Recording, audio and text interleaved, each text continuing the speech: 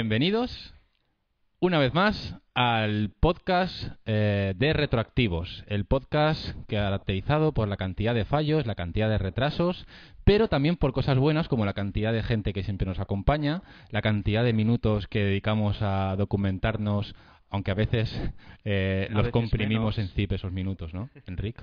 Sí, a veces menos, la verdad. Enric, mira quién está en la mesa. Es Emilio. Es Emilio. ¿Cuántos episodios, Emilio? ¿Cuántos? ¿Dos episodios sin venir? Pero ¿O tres? O tres. Claro, como tú esto de la crisis no lo sufres como los demás, que te puedes ir de viaje y estas cosas. Claro, Que esos son 3 meses, cuidado. Sí, o más, porque el último bueno, ya sí. fue el de noviembre del año pasado. Ujú. Yo creo que Emilio dice, a ver, ¿cuándo es el siguiente podcast? Vale, y se busca una fecha para hacerse un viaje ese día. Eso Exacto. Porque es que a mí no me cuadra tantos viajes, de Aunque me repente. salga más caro, me da igual. Es que vas a dar Ese la va a ser vuelta. el día que me voy a ir. Vas a dar la vuelta al mundo al final a costa de Retro Mallorca. Podrías al menos decir que te patrocinamos en la vuelta al mundo. Sí, es verdad, es verdad. Y podemos poner ahí unos vídeos en la web también de los viajes y tal. Venga, pues nada, un placer como siempre volver a tener aquí a Emilio en la mesa, a ver si ahora ya enganchamos y nos acompañas todos los episodios otra vez. Así será. Has venido al podcast más duro que vamos a hacer, yo creo. Sí, porque ¿no os parece a vosotros que hacer un podcast de libro electrónico cuesta un poco ubicarlo dentro de un podcast retro? Sí, es más complicado porque es de la historia más o menos más reciente, ¿no? Al menos es la idea que yo tengo. Entonces es más difícil de situar en un entorno así más retro. Ujú. Sí, esa es la idea inicial, pero como siempre nosotros nos dedicamos un poco a escarbar ahí a los inicios de los inicios y seguramente vamos a llegar a algunas cosillas que la gente nos espera. La verdad que nos dejamos las uñas ahí escarbando, ¿eh? Sí. Y siempre encontramos algo todavía más abajo. Al final nos vamos tan atrás que decimos, bueno, es que, no sé, ya no se hablaba ni castellano ahí ni inglés, ya no podemos seguir escarbando más. Y ahí es cuando empezamos a frenarnos.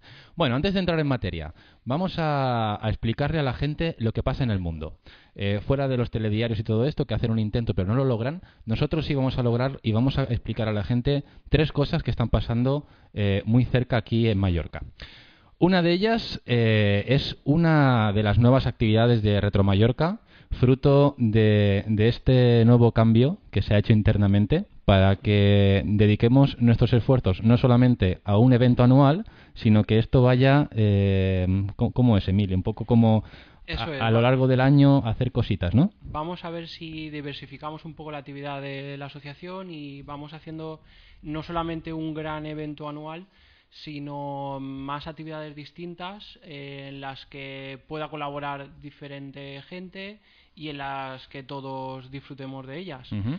Y bueno, serán evidentemente un poco más sencillas que las Retro Mallorca conocidas. Y ya tenemos una encima de la mesa, nunca mejor dicho. Ya la gente puede ver el póster del próximo evento. Sí, pues como muchos de los aficionados sabrán, el próximo 23 de abril se cumplen 30 años de la comercialización del Spectrum.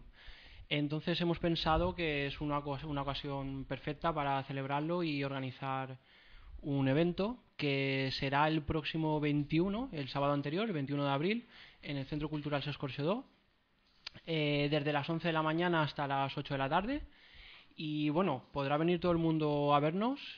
Allí esperamos tener un montón de Spectrums, pero además un montón de cosas relacionadas con Spectrum también, ya sean revistas, juegos, libros, todo tipo de periféricos, y esperamos llevar a cabo también actividades en las que la gente pueda participar y pueda aprender como qué es lo que se hacía con un Spectrum en aquella época. ¿Te acuerdas que uno de los primeros episodios fue de cómo preservar software? Sí. Hay una actividad relacionada con ese tema, ¿no? Eso es. Vamos a intentar pasar una cinta de un juego a formato digital para luego poder utilizarlo con emuladores o simplemente para tenerlo preservado. Pero también gracias a Chim, que nos ha encontrado por ahí un vinilo que a ver si lo podemos enseñar. Nos ha encontrado un par de vinilos en realidad. Ahí están saliendo en la cámara, creo. En los que aparecía, en este formato tan especial, aparecía un juego para Spectrum de David el Nomo. Y vamos a intentar tanto cargar los juegos desde el mismo vinilo en el ordenador físico, como luego también la preservación. Vale, lo que tenemos en la mesa son discos de vinilo de música. Eso es. Pero que hay una pista en concreto que venía ahí como un bonus track que al final lo que contiene es el audio que tradicionalmente venían los cassettes para cargar en los ordenadores Spectrum. Pues bueno, realmente la única diferencia es que en lugar de conectar un cassette al Spectrum, pues conectas un tocadiscos. Y como siempre, pues a rezar que eso cargue. ¿Podemos decir cuál es el juego o es sorpresa? Que yo sepa es el único que apareció basado en David el Gnomo y era un puzzle. Es un juego de puzzle. Sí. Qué putada para las familias que no tienen Spectrum en su casa y le ponían al niño el disco de los dibujos animados a tope y se dejaban el disco ahí sin vigilar y llegaba a la última pista y empezaba eso. Siempre debería ser, ay, date prisa que después de esta creo que ya viene el juego ese raro del sonido extraño. Que se rompe el tocadiscos con es eso. Es verdad, incluso podría haber gente que pensase.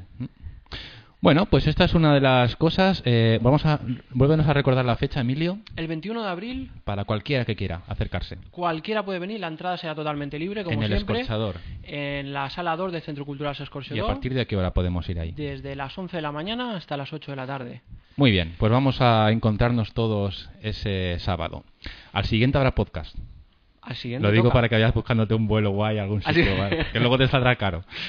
Bueno, más cosas. Hemos también subido uno de los vídeos que presentamos en la Retro Mallorca de la edición pasada. Un vídeo creado por TVG y David Caldés, que hablaba sobre estas consolas que no llegaron a España y que, bueno, aquí no tuvieron la importancia que tuvo en otros países. O llegaron y no tuvieron éxito. Sí. El éxito que está teniendo no son las consolas, es el propio vídeo, porque, hostia, es que ha sido subirlo a YouTube y yo no sé si ha habido ahí una labor de spam importante o ha sido la gente la que ha empezado a propagar este vídeo por los foros y al final, no sé cuántas visitas tiene ya, pero más de 1700 o así, creo. Sí. Ya las quisiéramos para cualquiera de los capítulos. Para todos los capítulos del podcast juntos. ya nos gustaría. Y por último también comentar que en Mallorca la escuela EDIP va a crear o va a colaborar en un concurso para proponer ideas de videojuegos. No hacerlos, pero proponer ideas. Toda esta gente que dice, hostia, yo tengo un montón de ideas, pero claro, no soy programador y siempre me quedo ahí, que no las puedo llevar a cabo. Pues ahora es la oportunidad, tanto de programadores como de gente que simplemente tiene buenas ideas, de proponerlas en este concurso de la escuela EDIP. Habrá un jurado, elegirán los 5 ganadores y habrá premios para todos. En la página escuela EDIP, terminado en B de Barcelona, ahí encontrarán todas las bases y condiciones y los formularios para enviar sus propuestas y demás. Ahora sí vamos a empezar con el podcast. Antes, recordar que como viene siendo habitual, siempre tenemos un reto. Esta vez el reto, por primera vez, no lo va a llevar una sola persona porque nos hemos dado cuenta de que es imposible. Hasta la fecha, ninguno de los retos propuestos se ha podido llevar a cabo. Así que vamos a intentar hacerlo un poco más fácil y es a ver si somos capaces de llevar este reto que vamos a proponer entre todos, tanto la gente que está aquí, iba a decir en el estudio. Que es muy profesional. Es muy profesional. Aquí en el garaje. Sino además la gente que nos escucha por Twitter. Que por cierto... Eso se dice pasar la pelota, ¿eh? Pasamos la pelota. No, también haremos alguna cosa nosotros. Así como nos vamos yendo de la mesa, podemos entrar. Ahora explicamos lo que es exactamente. Hemos creado un libro en una plataforma que se llama Subbook, que además los creadores de esta herramienta, plataforma, los tenemos aquí con nosotros y van a compartir mesa con nosotros con algunos de los temas que iremos tocando. Entonces, esta plataforma Subbook tiene la particularidad de que tú puedes crear un libro y no solamente redactarlo todo tú, sino que lo puedes hacer junto con más personas, ¿vale? Es una herramienta social donde entran varias personas y entre todos ellos llevan a cabo la escritura de ese libro. Es como un libro colaborativo. Exacto, esa es la palabra que no me salía. ¿Lo ves cómo tienes que estar siempre en la mesa, Enric? El libro este se estructura en... Chin dice que no tiene dinero, que no. A Chin... que no se me paga, es verdad. Vale. Es verdad. Chin, coge el micro y habla. No nos hagas estas señas que no entiende nadie. Bueno, como decíamos, el libro se divide en una serie de capítulos y es muy fácil de llevar a cabo. A ver si lo conseguimos. Cada capítulo propone escribir 10 puntos para, entre todos ellos, llegar a hacer como una guía de cómo no se debería hacer un podcast. Pues yo creo que de eso sabemos un rato, ¿no? Por eso se supone que es un reto sencillo. Voy a tomar decir ejemplo. algunos de los capítulos que tenemos son, por ejemplo, 10 consejos para elegir la temática. Cuidado, los títulos están un poco puestos con mala idea, ¿vale? Recordad que el objetivo es cómo no hacer un podcast. Entonces, hay capítulos de 10 consejos para elegir una temática, 10 ideas para estructurar los contenidos, 10 razones por las que no debería durar más de una hora, 10 canciones de fondo indispensables, 10 razones por las que no hay fallos, 10 ideas locas para presentar el podcast, 10 maneras de presentar a los invitados, 10 técnicas para respetar los turnos y las pausas, 10 trucos para completar los retos y 10 formas de interactuar con las redes sociales. Nosotros hemos encontrado unas formas fantásticas, como ya pusimos de manifiesto en el último episodio, que es que cada vez que uno de vosotros, que nos estáis escuchando en directo, utilizáis el hashtag retroactivopodcast, nos llueve una bola de papel en la mesa con el texto de esa persona escrito. Nosotros lo abrimos y lo leemos. El Tweet Express. De momento no nos ha caído ninguna bola de papel. El capítulo anterior hubo aquí, bueno... Fue casi una guerra. No paraban de caernos en la mesa. Una de dos. O Marce no está haciendo su trabajo de spamear las redes sociales para que caigan aquí bolas, aunque sea con insultos, que los agradecemos incluso más, o la gente no se ha enterado que estamos haciendo un podcast. Vamos a dejarles ahí 5 minutos de tiempo, a ver si empezamos a ver caer bolas aquí de papel. Bueno, empezamos. ¿Empezamos? Esto va a ser una intro de 2 horas. Vamos a poner un vídeo cortito y en un par de minutos ya estamos aquí con los contenidos de este episodio.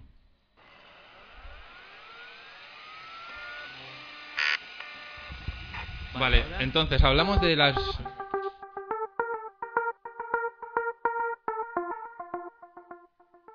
Una vez registrados en Subbook, ha llegado el momento de escribir. Para hacerlo, tenemos que crear un libro. La opción más rápida se encuentra en la página principal, pero también en el menú superior de la pantalla. Ahora vamos a poner un título al libro y a su correspondiente página web. De este modo, si quieres acceder a tu libro o compartirlo con los demás, puedes hacerlo a través de ese dominio. Creado el libro, es el momento de ir al escritorio. Este será, a partir de ahora, tu espacio de trabajo. Lo primero que tienes que hacer es definir las características de tu libro. Una descripción, el género, los derechos de autor, quién participará en tu libro, el idioma, etc. En referencia a los derechos de autor, tendrías que saber que, al ser una web colaborativa, Subbook recomienda trabajar bajo la licencia Creative Commons. Esto no quiere decir que la gente pueda apropiarse de tu obra, sino simplemente que pueden trabajar con ella, modificarla, mejorarla o adaptarla. Siempre, pero, citando tu autoría. Vamos ahora por la portada. Sube una imagen desde tus archivos para que la gente pueda ver una presentación mucho más atractiva de tu libro. Ahora que ya lo tenemos todo listo, ya podemos escribir nuestro libro yendo al apartado de capítulos, escribir nuevo capítulo. O hacer más cosas, porque con los libros de Subbook puedes poner fotografías, ilustraciones, vídeos, enlaces o lo que te apetezca. A la hora de guardarlo, lo puedes hacer en modo borrador o publicarlo para que toda la gente pueda verlo y comentarlo. También puedes personalizar la cabecera que va... Bueno, como adelantábamos, tenemos aquí en la mesa a Alberto Collazo. Hola. De la página Subbook, que ahora estaba la gente viendo el vídeo que hicisteis. Sí, sí. Bueno, Alberto, ¿cuál es tu cuenta de Twitter para que la gente te pueda seguir? Mi cuenta de Twitter es AlbertoCM. AlbertoCM. Y la página web, tú dilo bien. Esto va a ser complicado. Subbook viene a ser como SOOPBOOK. Hostia, lo has dicho peor que yo. Yo no sé si la gente lo ha entendido. No, seguro que no. Pero vamos a decir lo que la gente lo entienda. soopbook.com. Sí. Que no es sopa, ni jabón, ni nada de eso. Vale, que ¿y mucha tú? gente lo confunde al principio. ¿Y tú nos puedes dar una definición un poco más fácil, que la gente entienda cuál es el objetivo real de la página web? Bueno, el objetivo ha ido evolucionando, como quien dice, ¿no? Al principio fue, como bien has dicho, una herramienta para crear libros colaborativos, pero el concepto se ha abierto un poco y básicamente es una herramienta para crear libros online, ¿vale? Crear libros en la nube en formato digital para poderlos distribuir y como quien se los descargue. Vale, y uno de ellos es este que hemos propuesto para nuestro reto, Exacto. la guía para saber cómo no hacer un podcast.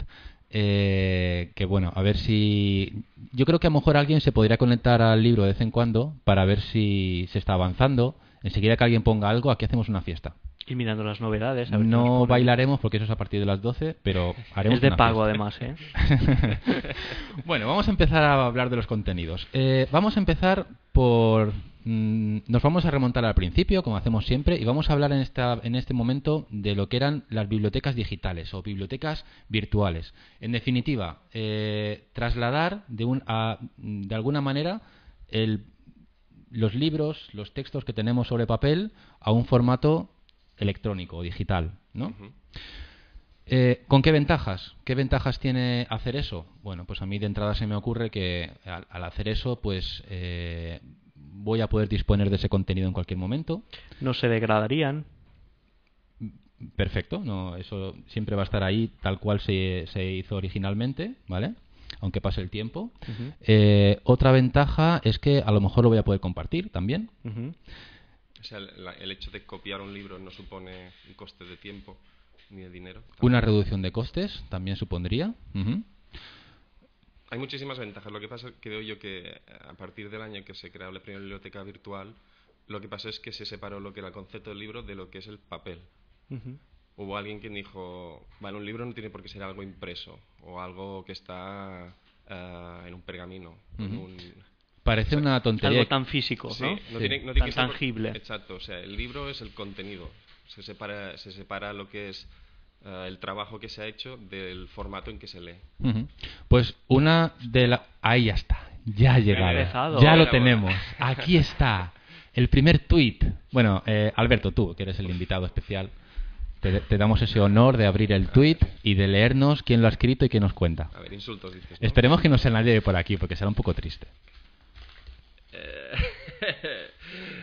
Es Marce, ¿no? Que lo ha escrito, entiendo. Sí, bueno, es alguien de aquí, ¿vale? En Twitter hay huelga, dice Marce. En Twitter hay huelga. Bueno, a ver si conseguimos que... Que la gente se anime y nos ponga cositas. Venga. Pues tú decías, el libro no tiene por qué estar sujeto a un soporte físico, ¿no? Exacto. Vale, pues esto es una de las cosas que allá por el año 1971 ya pensó alguien, Ujú. un personaje bastante importante dentro de toda esta historia, Ujú. que era Michael Hart. Este señor, ahora veremos quién era estudiante de la universidad. Ujú. Y en la universidad le dieron una cosa curiosa, que era 100 millones de dólares en tiempo de ordenador. A mí, como a mí, y a ti, a todos. ¿no? A ti, Alberto, en el año 71 te dan 100 millones de dólares en tiempo de ordenador y, primero, ¿Cuánto tiempo es eso? Es un poco surrealista. ¿Qué ordenador es, por cierto? Tal vez era una horita o dos. ¿pero yo qué qué haces sé. con no eso? puede ser. No tenemos internet, no tenemos juegos. ¿Qué haces con 100 millones de dólares en tiempo de ordenador? Perforar tarjetas y... Pues Sí, porque ponerlas cosa de más, sí. ranuras o- él tampoco sabía muy bien qué utilidad podía sacar de todo eso. Entonces, una vez que le dieron la cuenta para acceder a ese ordenador, dijo, bueno, pues mira, se me ocurre que ya que tengo aquí una copia de la Declaración de Independencia de Estados Unidos, a lo mejor podría teclearla, ¿no?, en ese ordenador.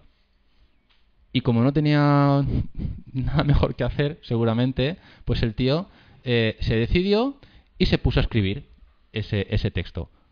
Curiosidad, el texto lo redactaba en mayúsculas, solamente, ¿vale? La explicación es muy sencilla, no había minúsculas. Entonces, todo el texto lo redactó en No mayúsculas. no se dejó apretado el bloquear No mayúsculas. es porque se lo dejas apretado, es que no había tecla de shift ni de block mayúsculas. Cuando terminó, resultó ser un archivo de 5K. Y dijo, vale, ya he redactado este documento, lo he subido a este servidor, no sé cuántos años me quedan, seguramente todavía me deben quedar bastantes, pero ahora lo que sí me gustaría sería hacerle llegar este documento al resto de compañeros. No creo que sean muchos los que tienen acceso en el año 71 a este tipo de servidores al que tengo acceso yo, pero sí que me gustaría hacérselo llegar. Entonces miró y tenía 100 personas. 100 personas que estaban conectadas a ese ordenador y que bueno, eran sensibles de estar interesados en el documento que había redactado. Dijo, los voy a mandar por mail. Y cayó en la cuenta de que 5K enviadas por mail era demasiado. Eso no iba a poder hacerlo. Ahí las cuentas de Gmail no estaban todavía. Imaginaros qué tiempos que tú no podías mandar un archivo de 5K a 100 destinatarios. Un absurdo. Vale, entonces lo que hizo fue mandar un mail sin el archivo adjunto explicando en qué dirección podían encontrar ese archivo. Y al cabo de un rato ya había 6 personas que se lo habían descargado. Y el tío dijo, Esto tiene futuro. Esto parece interesante, ¿no? Resultó que ese ordenador en el que lo había subido era uno de los 15 nodos que había en la red que más tarde se convertirían en lo que hoy es Internet. O sea que ya empezó con buen pie el tío este. Y además, como tú dices, ¿no, Alberto? Ya pensando que ahí esto se podría sacar bastante partido. Claro. Pues como le gustó la idea, siguió.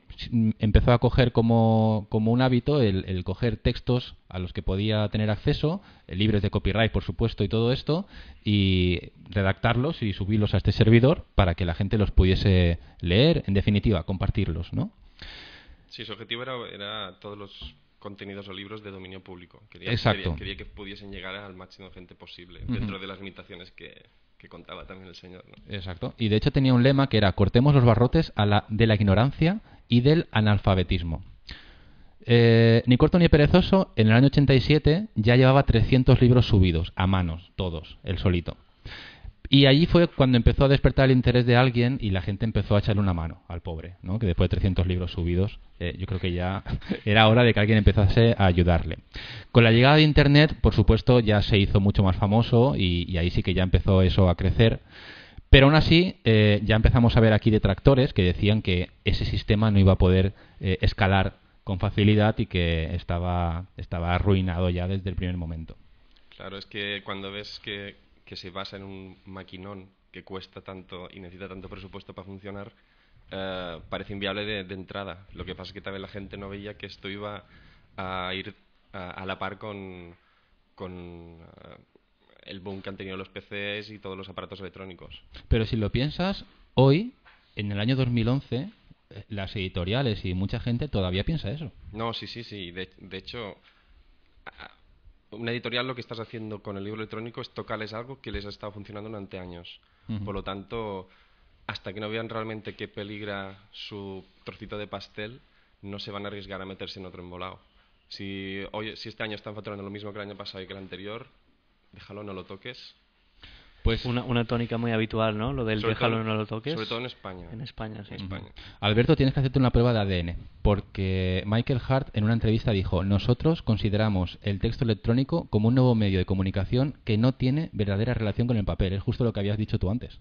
Sí, pero bueno, eso cualquiera que está un poquito a favor del libro electrónico opina eso, o sea, no, tampoco no. Tenemos un vídeo que explica un poquito el proyecto hecho por unos usuarios. El proyecto Gutenberg, que coge el nombre de Johannes Gutenberg, que fue el primero que hizo la imprenta de tipos móviles, Uh-huh. que era la que permitía hacer copias, muchas copias, a un bajo coste. Fue el que también este hombre dedicó toda su vida a intentar hacer no sé cuántos ejemplares de la Biblia, creo. Sí. Se arruinó varias veces, tuvo que pedir dinero. Vamos, toda una vida dedicada para hacer llegar la cultura a la gente, ¿no? Se podría decir que fue uno de los primeros intentos. A ver si podemos poner este vídeo, a ver si Chim le da al botón adecuado.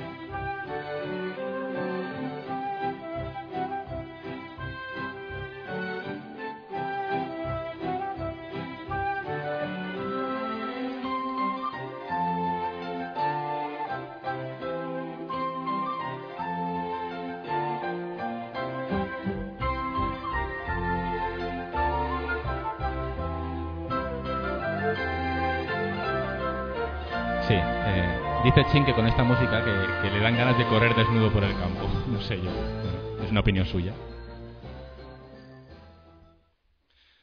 Bueno, estamos de vuelta. No. ¿Sí? Pues hablamos del año 1971. No fue hasta 1993 que surgió otra iniciativa, ¿verdad, Enrique? Sí, o sea, surge lo que se considera la segunda iniciativa para crear una base de datos de libros online que se llamó Online Books Page. Que esta mañana estaba caída la página. No lo he mirado. Luego la han arreglado. De John Mark Åkerblom. Uh-huh. Disculpad los apellidos, ya sabéis no que tengo Chin problemas. Para corregirnos, no pasa nada. Bueno, y lo concibió como un inventario o lista de obras que hay disponibles en Internet. Y bueno, según su web, dice que tienen más de 1 millón de libros indexados. Casi nada. 2 años después, en el año 1995, Jeff Bezos, que le sonará a mucha gente, creó una librería online, una librería que se llamaba Cadabra.com, de abracadabra, ¿no? De en plan, plus, aquí está, ¿no? La inauguraron con 200.000 títulos, y cuando Jeff Bezos le comunicó por teléfono a su abogado, a la persona que iba a registrar la marca, el nombre, esa persona al otro lado del teléfono, en lugar de cadabra, entendió cadáver. Y el tío dijo, uy, un momento, igual aquí tenemos un problema, y esto puede acarrearnos más de una cosa inesperada. Más de un disgusto. Entonces decidió cambiar el nombre. En lugar de cadabra pensó, bueno, pues si nuestra idea es hacer la tienda online más grande del mundo, pues vamos a pensar alguna cosa que sea la más grande del mundo, y pensó en el río del Amazonas.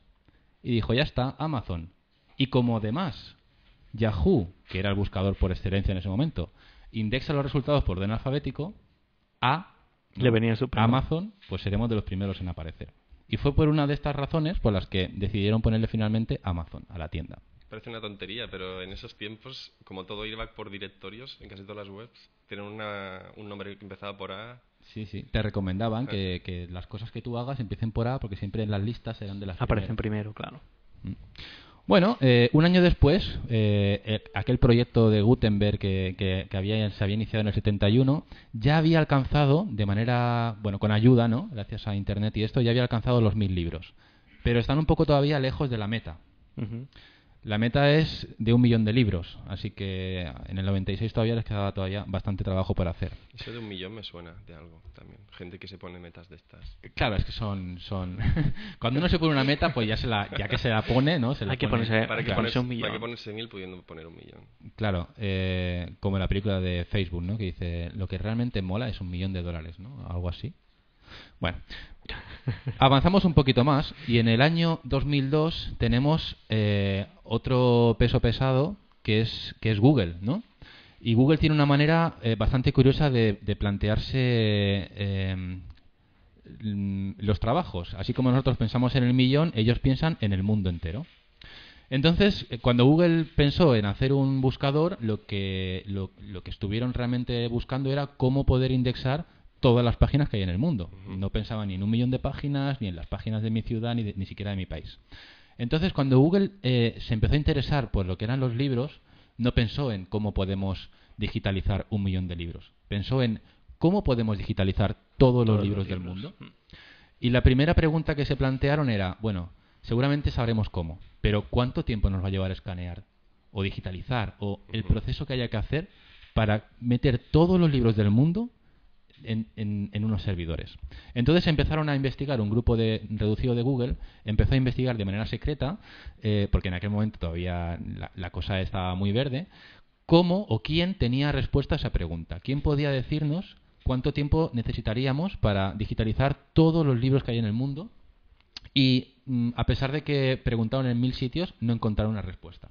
Entonces lo que hicieron, dijeron, bueno, pues vamos a intentar acercarnos al menos a otros proyectos que se están encargando de digitalizar información para ver qué tardan, ¿no?, en hacer todo eso.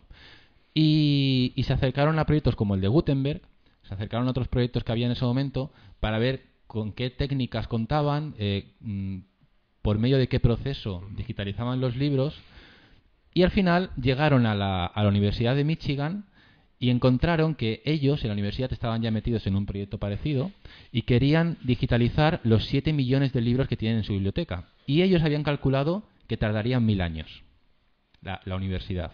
Entonces Google, que ya había hecho algunos avances, le respondió a esta gente diciéndoles, bueno, pues me parece que nosotros podríamos hacerlo en 6 años, ¿vale? Ya habían hecho ellos algunos avances internamente en Google, algunos muy rudimentarios, y es que el propio Larry Page había cogido un libro y había cronometrado cuánto tiempo tardaba en pasar cada una de las páginas de un libro de 300. Con estas tonterías ellos fueron sacando pues conclusiones de si con un libro tardamos tanto tiempo en pasar las páginas para fotografiar cada una de ellas, lo extrapolamos a los millones que hay en el mundo, tal. Y bueno, esas medidas que hacían, junto con los avances que ellos hacían internamente para digitalizar, hay un vídeo muy curioso de cómo una máquina digitaliza un vídeo, que también lo incluiremos al final de este espacio.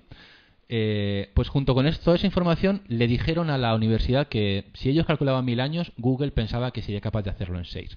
Y ahí fue un poco donde se inició todo este proyecto, que terminó siendo lo que ahora conocemos como el Google Books, ¿vale? Google Books hoy, en marzo de 2012, tiene ya más de 20 millones de libros escaneados. Por supuesto, si hubiésemos aplicado los cálculos que habían hecho la universidad, que eran 7 millones cada 1000 años, pues no los hubiéramos visto en la vida. Tampoco da tiempo a leerlos, ¿eh? O sea que... No. Terminando con el tema de las... ¿No te imaginas leer todos los libros estos?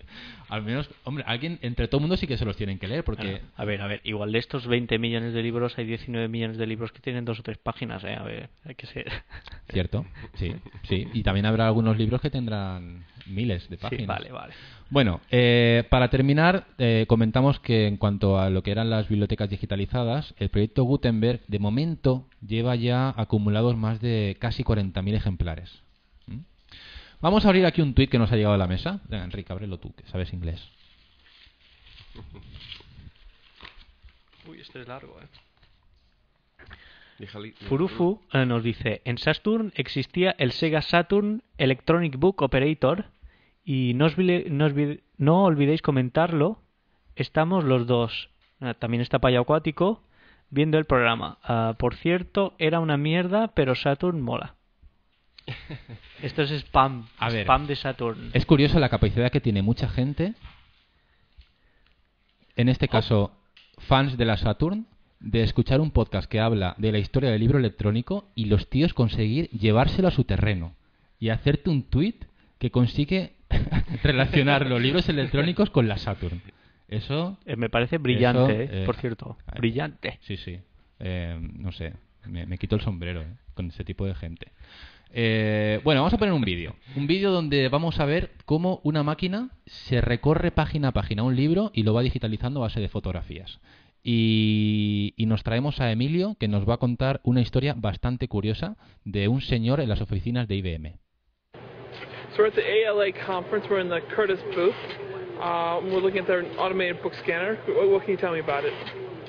This is our KBIS 3 system, and it's turning pages at 2,800 pages per hour. And it does turn the pages with a very gentle vacuum suction.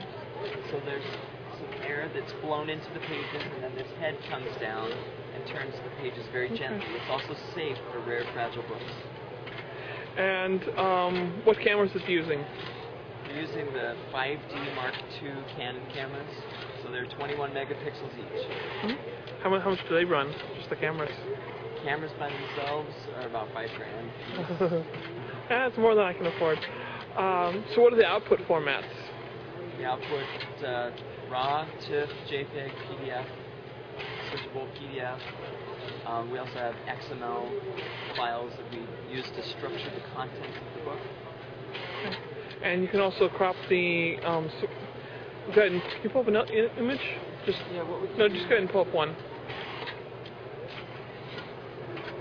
This is an example of what the files look like. And using our book scan editor software, we can crop the image, deskew it, rotate it, process it from color to grayscale or black and white. And then turn it into a print-on-demand book. Turn it into a print-on-demand book, or EPUB, which is the mobile format. Mm-hmm. Well, when you turn it to EPUB, do you actually do an OCR, or do you just do the image? Not the OCR. Okay. We do both, actually, if you want. The PDF, we can do that. But typically what we do is, tag it in XML and actually create a more structured EPUB. So we're at the ALA.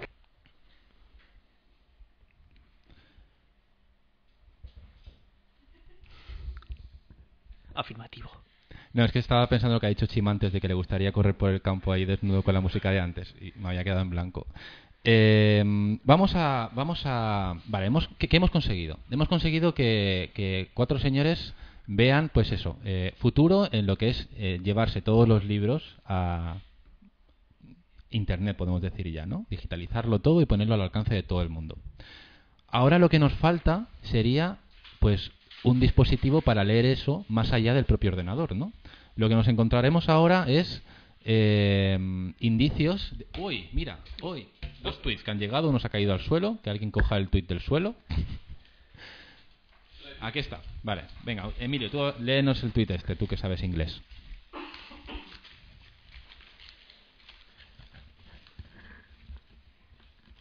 A ver, este es de Guillem 184. Este nos ve de muy lejos. No es de muy lejos, no. ¿Qué pone? Google Play Libros estará disponible el mes que viene en España. Google Play Libros. Esto es una mezcla de Google Play y Google Books. ¿Vale? Bueno, aquí Marce nos dice 4 videntes y ni un comentario. ¡Animaos! Y luego Mejías 3D nos dice buenas, que conste que yo tengo más de 2 dientes. A mí me hace pensar mucho ese tweet. ¿Cómo? Videntes. De vidente. Vale. Jordi siempre ahí con Jordi. sus cosas raras que Y cuestan aquí entender. pensando como nos habíamos vuelto locos. Sí.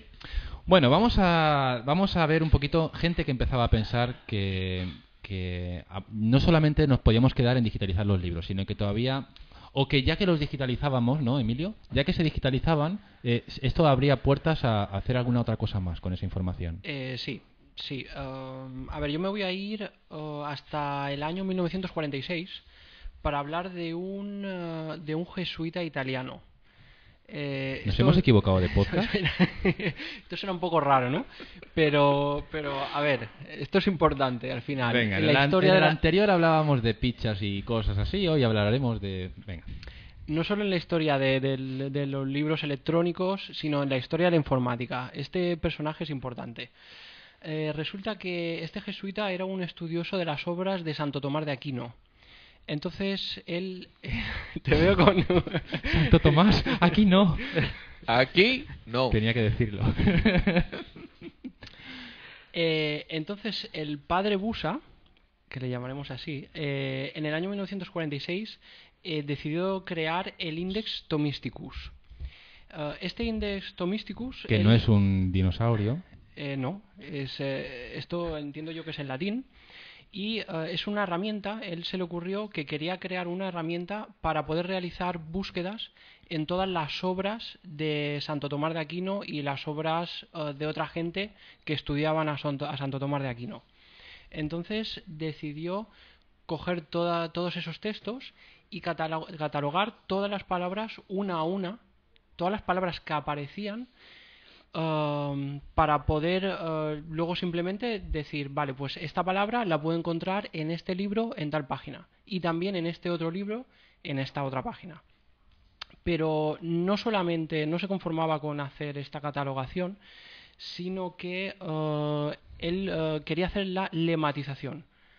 Lematización, que yo también he tenido que buscar lo que significa, es obtener la forma básica de una expresión. Es decir, por ejemplo, comiendo, la forma básica sería comer. Entonces, él lo que quería es que cuando tú buscases comer, obtener los resultados para todas las coincidencias, tanto de comiendo, de comeré, de comían, que básicamente eso es en lo que se basan ahora los buscadores. Estamos hablando de un Google de las obras de Santo Tomás de Aquino. Estamos hablando del abuelo de Google. Exactamente. Yo creo que si es algo alucinante. Si alguien tuviera que tener la patente de los buscadores, tendría que ser este señor. Porque, bueno, en este momento, en el 46, él todavía se lo planteaba en papel. Él estaba decidido a empezar a anotar todas esas palabras donde aparecían.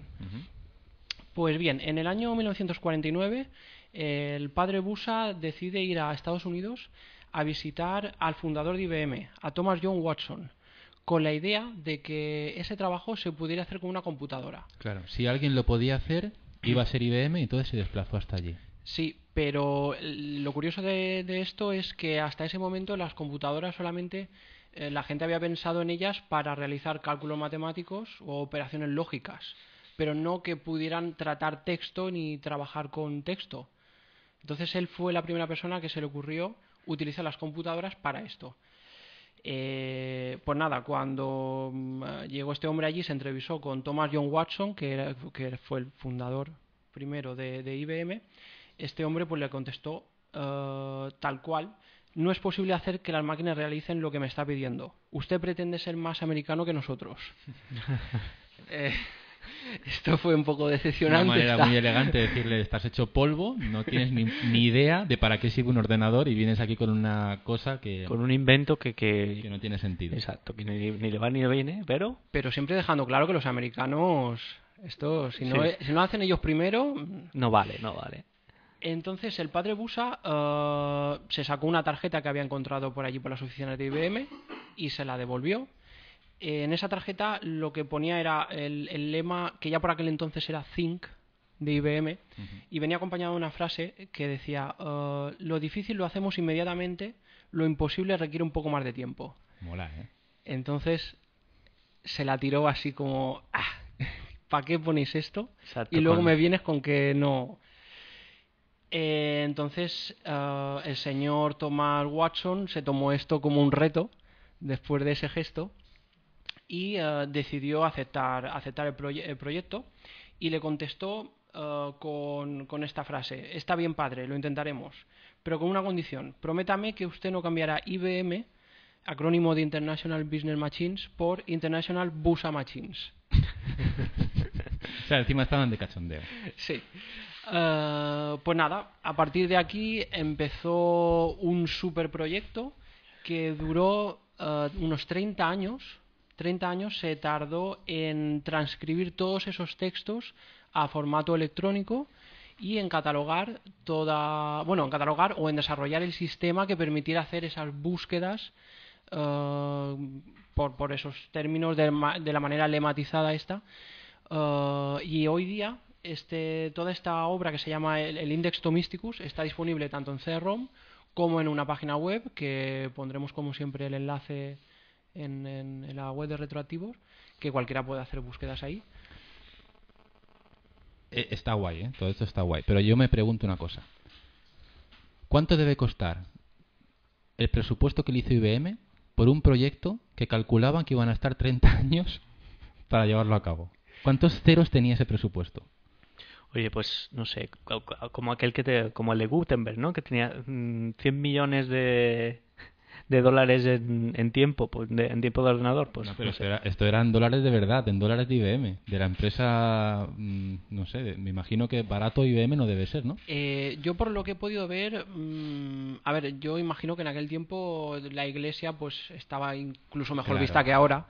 Entonces, por lo que he podido ver, fue una especie de acuerdo en el que IBM actuaba como de sponsor, ofreciendo sus medios. Y hasta ahora, incluso si se va a la web del Index Thomysticus, aparece ahí el logo de IBM como uno de los colaboradores de este proyecto. Le dijeron: que Dios te lo pague. Así es que no creo que hubiera ahí ese presupuesto tan... Joder, 30 años IBM programando, madre mía. Bueno, oye, curioso, ¿no? La historia esta.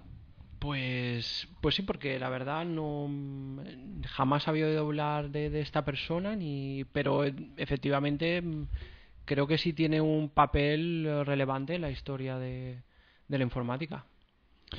Pues a ver qué os parece esta otra historia. Hay una señora española de La Coruña que se llama Ángela Ruiz Robles y está considerada como una de las precursoras del libro electrónico. Ahora, ¿qué os parece? En el año 1949 empezó a pensar en una evolución del libro, tal y como lo concibieron en su inicio, pero intentando cubrir una serie de necesidades que ella veía que pues había alguna posibilidad de conseguirlo, ¿no?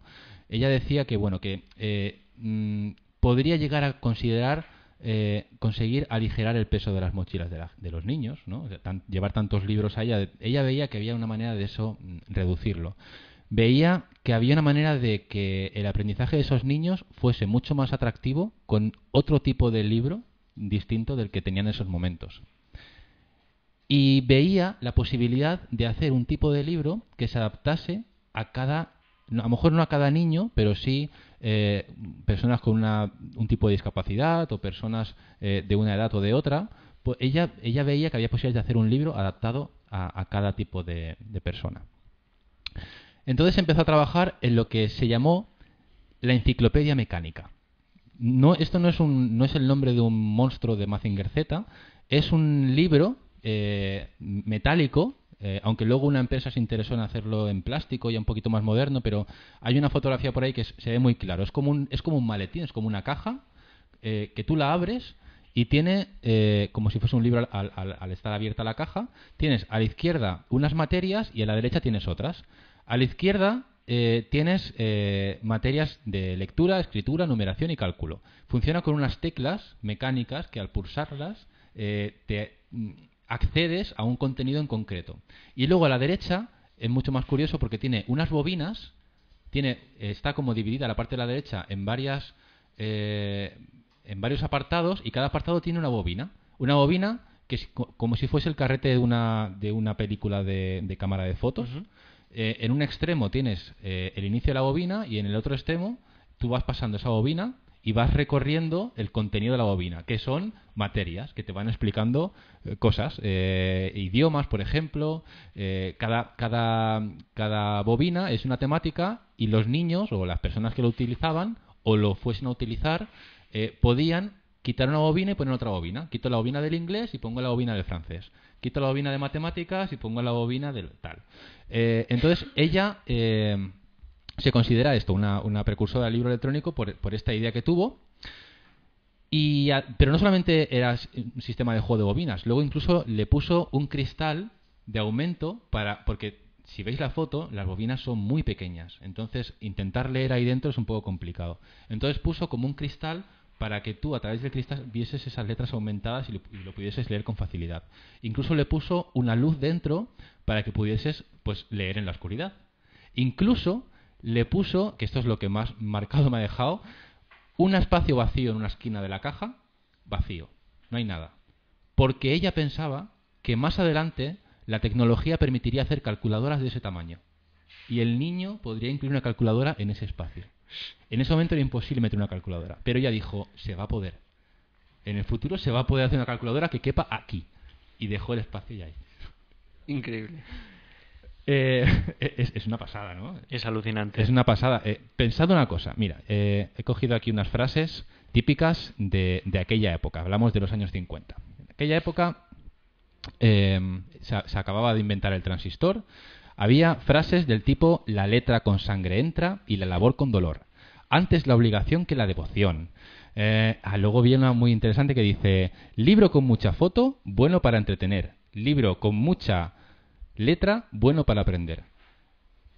En un panorama así, que una mujer, además una mujer, que en aquella época las mujeres tenían un tipo de trabajo bastante claro, ¿no? Para lo que servían, que una mujer destaque con una propuesta como esta, en aquella época es súper innovador.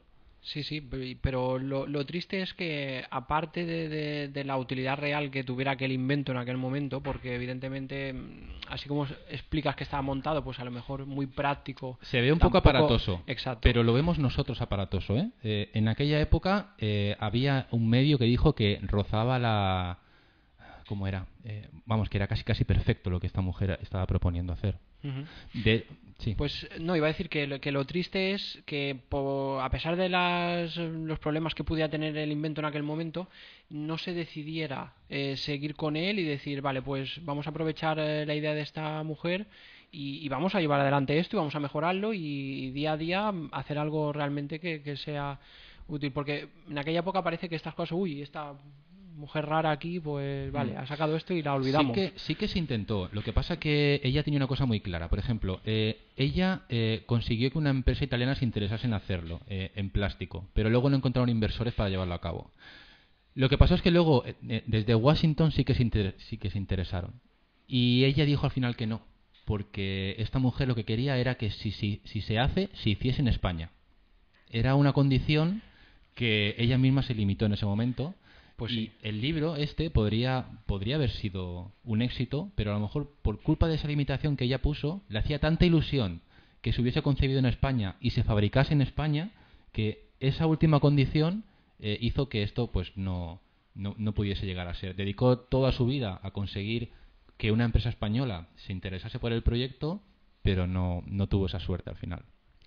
Hoy se puede encontrar en el Museo Pedagógico de Galicia. Bueno, hoy desde el año 2006 está ahí. Y es una pena también que esta información no esté mejor documentada. Hay no poca cosa, ¿verdad? Sí, no hay una sola fotografía que realmente se vea claro, Cierto, no hay cierto. un vídeo en YouTube donde se vea nada de todo esto. Es una pena también, ¿eh? A veces nosotros mismos desde España no parece como que no valoramos los inventos que hacemos, aparte de la fregona y del chupa chups, y este tipo de cosas que debería estar súper bien recogido y haber un montón de documentación sobre esto, pues no, está ahí en un museo que seguramente estará súper bien cuidado y tal, pero yo he hecho en falta un poco más de información de todo esto. Pero fijaros en la propuesta de esta mujer. O sea, estaba concibiendo un libro como un dispositivo, era un soporte, o sea, no era el libro, sino que era un soporte. Allí donde íbamos a poner los libros, ¿vale? Estaba separado ya. Los botones para pasar páginas, para desplazarte, eso es lo que tenemos hoy en cualquier dispositivo para leer. Tenemos botones, nos podemos desplazar, tenemos la posibilidad de hacer zoom, ella lo arregló con unas lentes, tenemos la posibilidad de leer a oscuras, ella le puso una bombilla, incluso, no lo hemos comentado, pero es que hasta tenía audio. Las bobinas iban y también tenían posibilidad de ponerle audio. Me imagino que era cinta magnética o algo así, pero Ahora sí que me has dejado roto. es que tienen hasta audio. Es increíble, ¿no? Es increíble, repito, o sea, es increíble que no haya un vídeo como toca hablando de este producto y que solamente pues esté ahí en una vitrina de un museo. Es una pena. Bueno, vamos a hacer un pequeño descanso, vamos a poner algún vídeo, no sé cuál, porque no, yo sé que vamos a poner un vídeo, pero no sé cuál, porque no está apuntado. Y vamos a empezar a hablar de cómo eran los dispositivos antes, ¿vale? Antes de que llegase la tinta electrónica. Vale, hemos conseguido digitalizar los documentos, están por ahí por internet y todo esto, los podemos ver accediendo a alguna página web de alguna de estas iniciativas para indexar todos los libros y tal. Hemos visto precursores de muy anteriores a la tecnología. Uh-huh. Pero ahora tenemos un problema, ¿no? O mejor dicho, hay un poco de incomodidad a la hora de acceder a estos documentos, no porque no estén o estén incompletos, sino que a la hora de tú ponerte a leer en la pantalla de un ordenador, ya no decimos de un ordenador hoy, sino de un monitor de tubo de hace 10 años, por ejemplo, es bastante incómodo pasar de la segunda página. Pues sí, desde luego. Y pierdes la portabilidad que tiene un libro, ¿no? Uh-huh. Claro, que eso es muy interesante también. Al menos intentar que sea lo más práctico posible para al menos igualar a las condiciones al libro, anteriores, exacto. ¿no? ¿Cuánta gente habrá usado el método este tan poco ecológico de coger un PDF, imprimirlo todo en papel, vale, pues me lo llevo a mi casa y ya lo leo en papel? Sí, Porque pues sí. es que- Sí, uy, pero anda, mira, tenemos además aquí ¿qué es otro. uno o dos que han caído? Es que este creo que es el. Antes ha Venga, voy llegado. a leer yo uno, que me hace ilusión que no he leído ninguno todavía. Guillem, aquí la foto del engendro mecánico llamada Enciclopedia Mecánica. Vale, esto es Guillem que ha podido ver una... Ah, vale, Guillem comparte un link donde la gente puede ver la fotografía. Si seguís o miráis el timeline de Guillem184, podéis ver esta foto que ha compartido para que veáis cómo era la Enciclopedia Mecánica. Mejías dice, tenía un papel relevante, nunca mejor. Nunca mejor dicho. Y Furufu dice, no le gusta que metamos la intro ahora. A Mejías 3D sí, claro. Vale, claro. Alfonso pensaba que le íbamos a sorprender con un vídeo de Chim corriendo por él, pero es que todavía no son las 12, Alfonso. Tú espérate a las 12 y vas a ver. Conéctate a este mismo canal a las 12 de la noche. Vas a ver. Devolvemos el tweet al timeline. Ahí tenemos otro. Toma, léelo. Venga, va. No. Perro piloto. Mejías 3D nos dice: el padre Busa va a USA. Una rima estupenda. El Mejías, abuelo va a Jordi. ciudad. ¿Cómo se llama? ¿Cómo se llama la película esa? El abuelo tiene un plan, ¿no? Vale, entonces estamos llegando a una conclusión, y es que es un poco incómodo leer los libros así como están, digitalizados tal cual en la pantalla de un ordenador, ¿no? Entonces se hace necesario algo, porque si no la gente tiende a hacer lo que tú comentabas, Emilio, que es imprimir el documento. ¿Y de qué sirve digitalizar una cosa para luego volverla a imprimir y leerla otra vez sobre papel? Sí, aquí la clave está en sacar la información del ordenador. Sacarla del ordenador hacia un medio que resulte más cómodo. Sí, más cómodo, transportable y bueno, que nos sirva para cualquier lugar. ¿Estás de acuerdo, Enrique? Estoy totalmente de acuerdo. Pues entonces empezamos a ver ya, a partir de la década de los 90, dispositivos que empezaban a estar ideados, pensados, para que tú pudieses transportar los libros, llevarte el libro y leerlo en un soporte distinto a la pantalla de un ordenador, por ejemplo, en la pantalla de un teléfono, en la pantalla de una PDA. La primera PDA que salió al mercado en el 96 era la Palm Pilot. Palm, de las siglas Personal Digital Assistant. Esta PDA, aparte de otras muchas cosas, ya empezaba a permitir leer libros, ¿vale? Tengamos en cuenta que, incluso como curiosidad, en el año 2002, de todo el mercado de PDAs y etcétera similares que había, en cuanto a sistemas operativos, los dos más grandes que había era el Palm, con un 55% del mercado, y el Pocket PC, el de Microsoft, con un 25,7%. De hecho, yo recuerdo que a las PDAs se les llamaba las Palm directamente. Aunque solo fuera un fabricante, se los llamaba las Palm. ¿Cómo ha cambiado, eh? Sí. Los dos están fuera de mercado ya. Pocket PC, Palm. Sí. Hombre, Microsoft ahí Bueno, Microsoft ha seguido por otro camino, ¿no?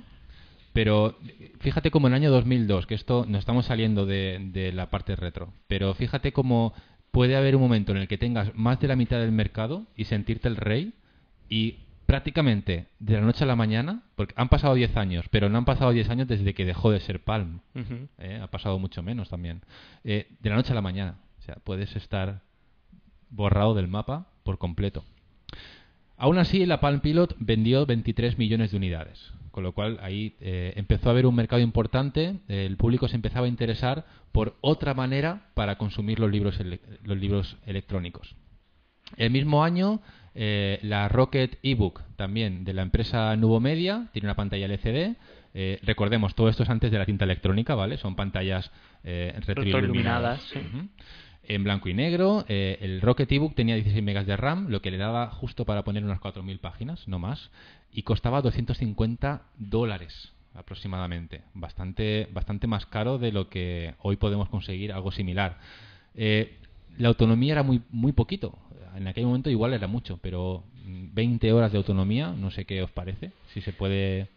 Hombre, la ventaja ahora es que las pantallas de tinta electrónica, el consumo es nulo, por decir de alguna manera. Entonces, claro, en aquel momento alimentar una pantalla LCD, o incluso a lo mejor esta era en color, o vete a saber, pues esta en concreto era en blanco y negro. En blanco y negro. Pues no había mucho más. Aparte de lo que cansa la vista el mirar una pantalla retroiluminada. O sea, no sé si lo habéis intentado leer en móviles o incluso en MP3 o MP4, mejor dicho. Cansa muchísimo la vista. O sea que no tenemos todavía un formato ideal. O sea, es verdad que hemos sacado el libro del ordenador, que lo tenemos en un soporte, no sé, más ligero, pesa menos, ligero, ¿no? portátil. No lo podemos llevar, no tiene que estar enchufado a corriente continuamente, pero que todavía no es el soporte definitivo, ¿no? ¿Cómo le pasábamos libros a esta PDA? Pues no había internet, no había tienda de libros online, entonces lo que tienes que hacer era conectarlo por cable al ordenador, y ahí es como tú le pasabas los libros. Luego, en este sentido, se mejoró un poquito más adelante. En el 99, por ejemplo, salió el Softbook Reader. Este sí que ya tenía un módem integrado, y este ya no hace falta conectar al ordenador, sino que tú a través de la línea telefónica podías descargarle los libros. Eso también tiene un precio, y entonces aunque ya este era más caro, era de 300 a $600, tienes que pagar una cuota mensual de $20 al mes para tener este servicio y descargarte los libros. No sé si por el hecho de pagar la cuota te podías bajar los libros gratis, pero a mí me cuesta creer que luego te pudiese bajar algo gratis, también, ¿no? Desde luego... Es como la cuota de servicio telefónico, ¿no? De internet, o sea, Sí. al menos eso parece. Aunque la pantalla seguía siendo retroiluminada, todavía teníamos problemas de autonomía. Las 6 horas, pues aquí sí que, en el otro eran 20 horas, aquí es que todavía ya 6 horas... Pero es que este dispositivo pesaba 1,5 kilos. O sea, el otro eran 500 gramos, pero es que este es un no kilo. lo puedes llevar en el bolsillo. Esto No, es un no es muy tocharro. portátil. Lo bueno de este es que ya empezabas a ponerle bastantes libros dentro. Aquí cabían hasta 100.000 páginas. El tema del espacio, podríamos decir que a finales de los años 90 empezó a dejar de ser un problema, ¿no? Empezó a aumentar, tener 100.000 páginas, con las memorias. ya podemos empezar a decir que el tema de espacio ya es un problema menos. 64K deben bastar para todo el mundo. 640, ¿no? Sí, 640. ¿Esto quién lo dijo? Esto dicen que lo dijo Bill Gates, pero Sí, luego Bill Bill Gates. Gates lo desmintió. Dijo que él nunca había dicho eso, que es una leyenda que corre por ahí. Que dice, he dicho un montón de tonterías, pero esta en concreto yo no la he dicho nunca. O al menos no me acuerdo, ¿no? Luego tenemos el Librius Millennium también, una pantalla LCD. Este pesaba un poquito menos, 450 Bastante gramos, menos, ¿eh? autonomía 18 horas. Parece que la autonomía va en función del peso, más que de Parece la que sí, pantalla. sí. El Everybook, también del año 99. Este, curiosamente, tenía 2 pantallas y las 2 eran a color. Es chulo, ¿no? O sea, tú lo abres como si realmente fuese un libro Estarían pintadas. y ves el texto en color. Una resolución que, madre mía, 1280 por 1024 píxeles. O sea, Una resolución de monitor. pedazo de pantalla, pero tiene un problema, y es que era un pelín caro. Sí, sí. $2.000 costaba nada menos. Uy, cuidado con el tuit que caen así con... Vamos a leer este tuit que nos envían. Es Furufu. Dice: ¿alguien sabe la autonomía de un libro de papel para comparar? Hombre, Pues depende de la calidad del papel, puede ser cientos de años, ¿eh? claro, habría que hacer la prueba del carbono 14, ¿no? Toma. Dura Prende menos. fuego, dura menos. Dura menos, sí. Pero Bueno, luego, iba a decir otra cosa que en también USA. hace que duren menos, pero no lo voy a decir. Depende del contenido del libro. Los hay que algunas páginas en concreto duran menos. Vamos a poner un vídeo.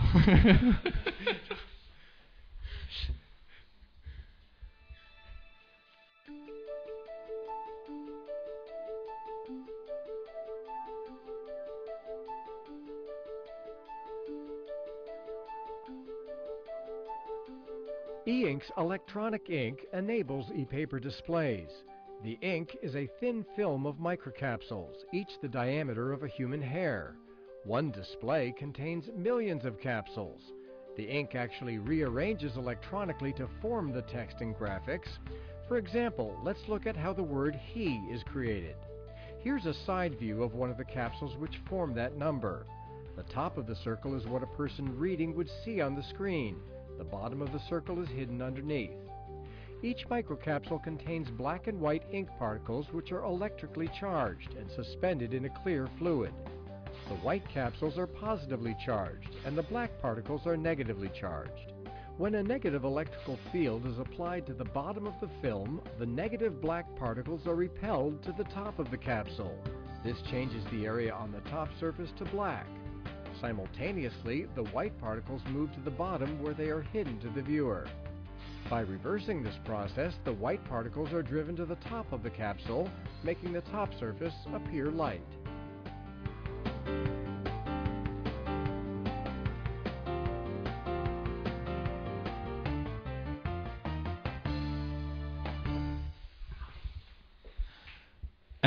Estaba pensando, la última vez que se ha sentado una chica en esta mesa, aparte de Tona, que la tenemos como colaboradora, Chim, ¿Quién? ¿Te suena? ¿Alguien? ¡Uy! Un tuit. La muñeca hinchable del último podcast. Del último podcast. Nada más. Bueno, pues aquí tenemos a Silvia. Hola. Silvia Ordinas, que su cuenta de Twitter es Silf con 2 Fs. SYLFF. Léenos este tuit, Silvia. Venga, me estreno.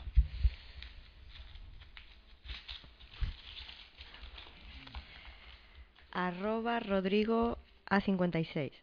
Yo quiero una de esas enciclopedias mecánicas. ¿Quién será? Este Rodrigo es nuevo, ¿no? Qué bien. Bueno, Silvia, a ver, ¿tú por qué estás aquí sentada? Cuéntanos. Bueno, me habéis hablado de esto Le que daba hacéis. Marce en la cabeza con el tuit.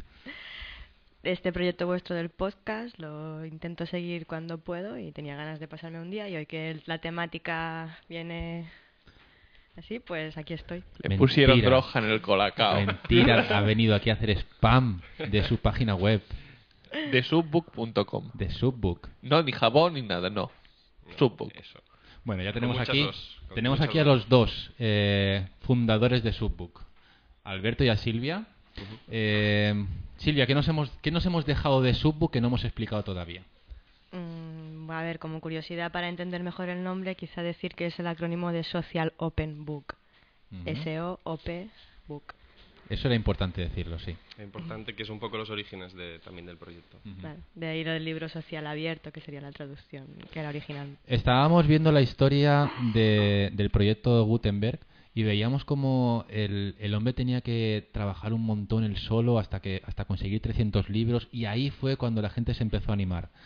A lo mejor la gente no es que no se animase antes, sino que no disponía de medios como los que tenemos hoy para colaborar en este tipo de proyectos y de manera colaborativa pues hacer crecer pues en este caso el número de obras, ¿no?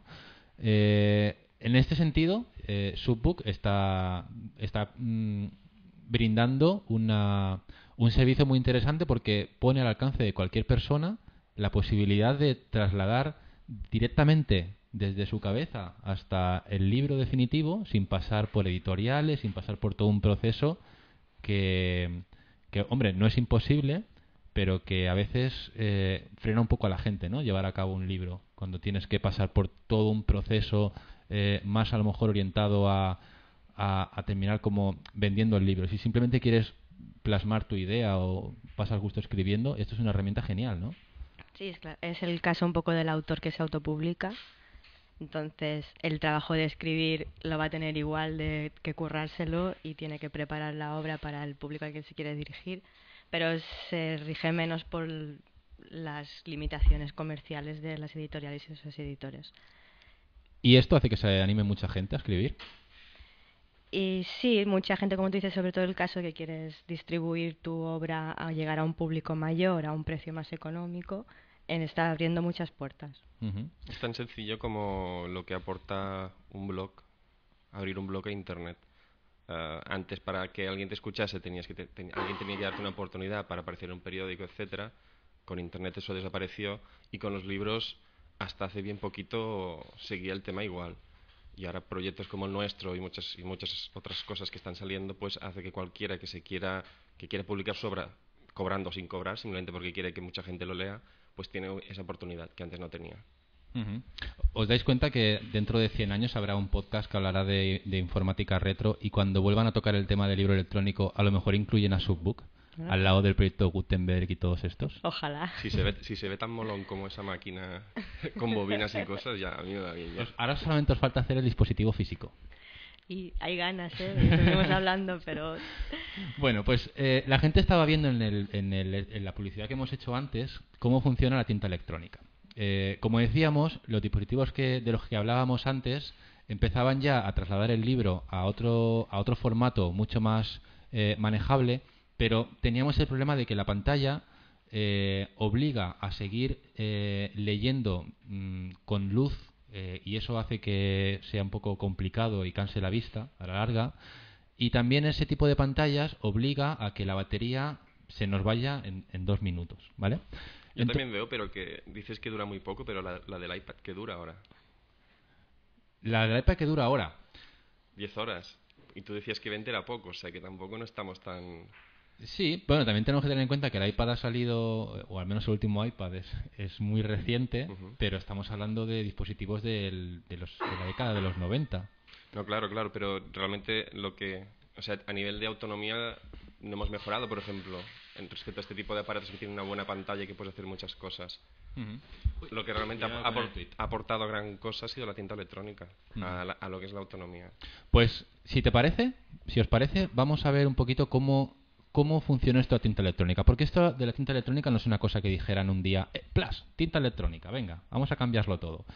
Como todo, lleva un proceso, se requiere mucho trabajo de investigación, prueba y error, hasta que llegan a conseguir algo que más o menos pues tú puedes mantener, en este caso una imagen, más o menos estática, sin que se mueva mucho, que sea legible y que eso lo puedas comercializar, ¿no?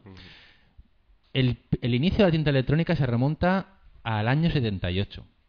Xerox empezó a investigar un nuevo tipo de tecnología para hacer lo que ellos consideraban un papel electrónico, ¿vale? Le pusieron un nombre y todo, era Giricon o Giricon, y el objetivo era conseguir un papel que fuese flexible, que pudiese, una vez que representaban una imagen ahí dentro, lo pudiesen mantener fijo, ¿vale? Sin tener que hacer lo que haces con un monitor convencional. Está refrescando constantemente. Exacto. En este caso la idea es refrescarlo solamente para hacer un cambio de imagen y que eso se mantenga solo. Si consiguiésemos hacer eso, tendríamos un tipo de pantalla que consumiría muy poca energía. Entonces, con esa premisa empezaron a trabajar. Y encontraron una línea de investigación que era lo que se explica en el vídeo que hemos visto. Que es decir, bueno, si conseguimos tener una serie de partículas que puedan tener un lado blanco y un lado negro para poder representar la imagen y la no imagen, y pudiésemos alterar ese estado de manera eléctrica, podríamos a lo mejor llegar a conseguir esto, ¿no? Entonces, lo que se hace es que estas bolas tienen unas partículas negras cargadas negativamente y las blancas positivamente, y dependiendo de la carga que tú le das, consigues que la parte negra se vaya arriba, es decir, quede visible, o se vaya abajo y quede oculta para que arriba quede la parte blanca. Entonces se pusieron a trabajar en este sistema. Y en el año 99, fijaros, desde el 78 hasta el 99, no consiguieron tener algo que más o menos funcionase. Hicieron su primera presentación en el 99 y hay unas fotografías por ahí, no sé si Chim las puede encontrar, donde se ve esta pantalla enrollada en una bobina. O sea, toda la bobina parece como un papel, pues todo ese papel en realidad es una pantalla que funciona de esta manera. En el 97, los investigadores del MIT crearon una empresa que se llamaba E-Ink, nos sonará ya seguramente esta palabra, para también desarrollar un tipo de tinta electrónica. El objetivo de ellos era que, bueno, se pararon a pensar en la cantidad de toneladas, 300 toneladas de papel se generan todos los días para solamente imprimir periódicos. Entonces vieron un poco una necesidad, ¿no? Si tú generas estas cantidades de papel diariamente, estaría bien empezar a pensar en una manera alternativa para ahorrarte todo esto. Entonces también empezaron a trabajar desde el MIT en esta línea. Y en el 2002 consiguieron por fin que los de Xerox tuviesen ya algo terminado. Los de Ink en el 2002 ya presentaron también su propuesta y en el 2004 empezaron a comercializarlo ya. Fijaros la cantidad de años que pasan investigando y vamos, me imagino que internamente debe ser eso súper frenético, pero tú ves pasar los años aquí como si... Yo no creo que solo sea el tiempo que les ha llevado preparar esto para tener un aparato que más o menos valga la pena, sino que a veces no depende de la tecnología, sino que depende que del mercado esté preparado y la gente esté preparada para poder consumir ese producto. Porque muchas veces por no decir siempre pasa que la industria que está establecida, todo el mundo que hay alrededor del papel, frena que cualquier cosa nueva les desmonte su negocio y su forma de hacer. Y en este caso en concreto hay bastantes intereses de por medio. Un montón. Tenemos 2 tweets encima de la mesa. Yo me pido uno. Toma. Vamos a leer los tweets. Mejías 3D dice: no tengo libro electrónico, ¿cuál me recomiendas? Me espero a que salgan en color. Bueno, decir que para ver en control hay un modelo de Papyrus, que creo que es el 6.1, el Alex, que combina una pantalla de tinta electrónica con una pantalla normal táctil Android. Entonces tú vas leyendo la librería electrónica y cuando quieres ver algo en la imagen con la pantalla táctil en color, lo arrastras y se te ve en la pantalla de abajo. El problema de estos, están saliendo bastantes aparatos que combinan Android, un sistema Android táctil con una pantalla de tinta electrónica, pero pasa que suelen ser caritos aún. Ahora realmente, para que llegue a la gente y que valga la pena para leer, los Amazon, todos los Kindle de Amazon están muy bien. Como el que se ve ahora en la cámara. Este es el Kindle de Emilio, que lo ha traído para que lo enseñásemos aquí.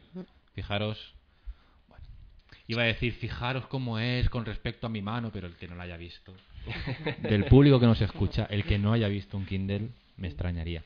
Sí, sobre todo pasa que no solo la tecnología, el precio juega un papel muy importante aquí también. Exacto. Porque tú estás dispuesta a comprarte un aparato de estos dependiendo de lo que te ofrezca y el precio que sea. Ese aparato que decías hace un rato que valía 2.000 euros, ¿quién se compra algo para leer que valga 2.000 euros? Es que ese es el problema. No solo es que la tecnología permita hacer algo, sino el precio y el mercado que esté preparado para consumir eso también. Contestando a la pregunta de Mejías, yo no me esperaría a que salieran en color. Si tu necesidad de consumir es un contenido en el que el color tiene juega un papel muy importante, ya me plantearía más algo como un iPad. Exacto. O algo así. Si no, con el Kindle de 100 euros ya vas que chutas para leer. Sí. Y aquí tengo otro tweet de Guillem184 que dice: LG ha anunciado el lanzamiento de su panel de tinta electrónica flexible a partir de 2013. Flexible, que es eso que ya estabas hablando tú, que Xerox pretendía hacer hace... Claro, un montón de tiempo, pero... Entiendo que este es en color o... Volveríamos a los pergaminos. Claro, todos los e-readers que hay ahora son tinta electrónica, pero no son flexibles. No son flexibles, claro. Que es algo que se proponía Xerox hace esos años que dices.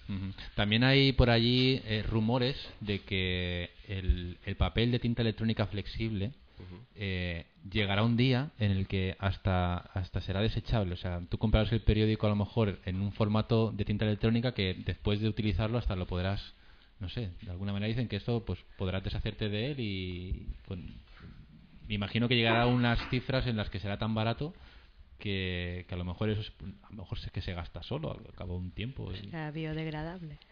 Esperemos, porque no sé qué es peor, 300 toneladas de papel o 300 toneladas de tinta electrónica. Bueno, vamos a hacer otra pausa rápidamente y ahora podríamos volver a poner algún vídeo de Subbook. Y vamos a hablar de Japón. Vale. Vamos a poner... esto hay que explicarlo. Tenemos un corresponsal en Tokio que nos tenía que traer una Palm Pilot aquí a la mesa. Pero como no ha podido, vamos a poner un vídeo que nos ha hecho, un timelapse que nos ha hecho, y bueno, esto ha sido la novedad del día, de este sábado ha sido la novedad en internet, ha sido el vídeo de Marco Taboas, así que vamos a ponerlo aquí ahora. La mitad solo porque no ha pagado todavía. Cuando pague el resto, sí. Le ponemos el resto del vídeo. Venga, pues vamos a poner solamente la mitad del timelapse.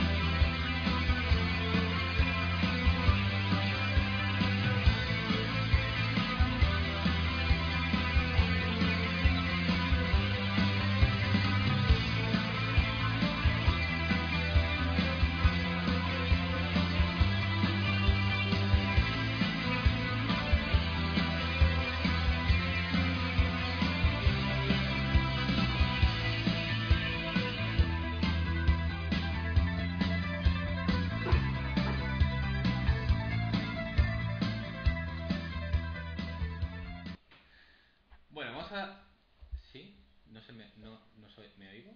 Yo no me oigo. Hola, no me oigo. Sí. Vale, pues si me garantizas que soy yo, ya está. Vamos a dedicar ahora unos minutitos a hablar de los formatos. ¿Os parece? Porque claro, ¿cuál es el formato más adecuado para escribir un libro electrónico?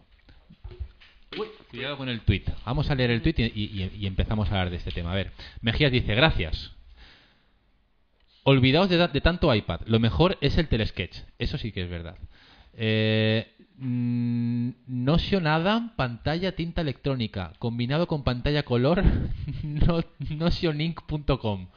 Hostia, yo le pediría al servicio de Tweet Express que nos ponga el texto un poco más claro. Furufu dice, otra vez la intro no, otra vez la intro no. Y Mejías le responde, sí. Uy, un tuit en blanco. Este igual lo han censurado. Este es nulo. Y luego dicen que Twitter no censura. Vaya si censura. Aquí tenemos la prueba. Aquí tenemos un tuit en blanco. Bueno, vamos a hablar de los formatos. En el 68 teníamos el ASCII. ¿Sabéis cuál es el ASCII? El ASCII. Texto plano, ¿no? Texto plano. 128 caracteres. Sí, Chim iba a hacer un comentario de los suyos. Hazlo, Chim. Ahora cuando te comas el chicle ese que... ASCII. ASCII. ASCII es la pronunciación japonesa de ASCII. Vale. Bueno, el ASCII es un sistema para codificar en 7 bits, ¿vale? ¿Esto qué nos da? Nos da 128 caracteres. Muy poquito. Si queremos poner todas las letras con acentos, caracteres que sean símbolos y tal, tenemos un serio problema. Ahí racanearon. En el ASCII solamente caben mayúsculas, minúsculas, números y algún que otro punto, guión y poca cosa más. No cabe ningún acento, no cabe, pues, por ejemplo, caracteres, ideogramas chinos, katakanas, todo esto no cabe en el ASCII. Pero aún así fue el primero que se hizo, por supuesto. Entonces se dice que es el único, aún así, el único sistema que es compatible con el 99% del hardware y del software que existe. Es cierto, ¿qué dispositivo no es capaz de leer ASCII? Es el básico. Inicialmente los libros del proyecto Gutenberg que veíamos antes se hacían utilizando ASCII. ¿Por qué? Porque ellos consideran que es el formato más sencillo y que tú a partir de ahí luego lo puedes convertir en lo que quieras. Desde otro formato igual te va a costar un poco más, pero partiendo del más sencillo de todos, garantizan que puedas... Lo importante es el ASCII. Lo importante es el audio. Y actualmente en el proyecto Gutenberg, además del ASCII, ya por supuesto trabajan con otros formatos, pero inicialmente allí ya lo utilizaban como base, ¿no? Después de este llegó el Unicode. El Unicode, que ya es un poco más reciente, desde el año 88, el Unicode es un formato a raíz de un trabajo colaborativo entre Microsoft y Xerox. Pretendían hacer un sistema de codificación de caracteres que fuese universal. ¿Esto qué quiere decir? Que igual nos valga para el inglés, como el ASCII, pero también nos sirva para el castellano, para poder tener acentos, o para francés, ¿no? Para chino, japonés, que podamos abarcar cualquier tipo de carácter.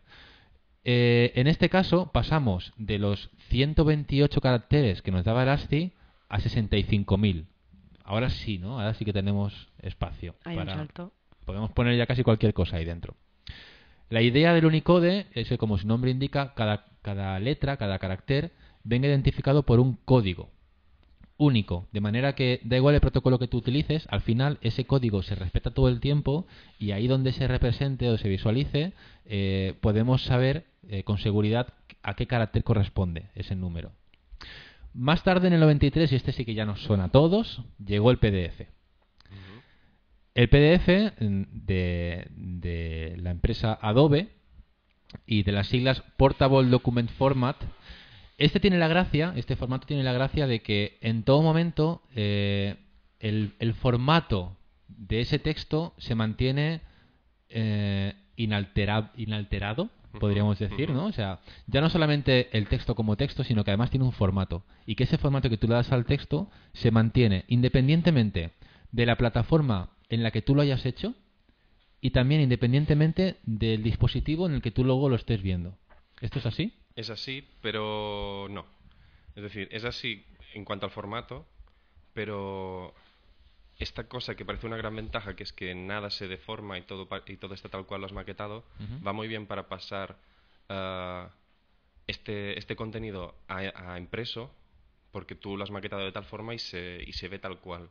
Pero luego cuando quieres leerlo con cualquier tipo de aparato, ya empiezan las pegas, que es que como el texto no fluye ni las imágenes fluyen, sino que salen tal cual se grabaron, lo ves en un iPhone y ves el texto súper pequeñito, lo ves en un iPad, se ve un poquito más grande, y solo puedes jugar con el zoom, o sea, el texto no fluye, y eso es una gran pega para todos los libros de tinta electrónica. Vale, podríamos decir que tiene un lado bueno, que es que el texto no se deforma, pero que también eso en cierto sentido es malo porque no se te adapta. Exacto. No se te adapta al dispositivo en el que lo estás viendo.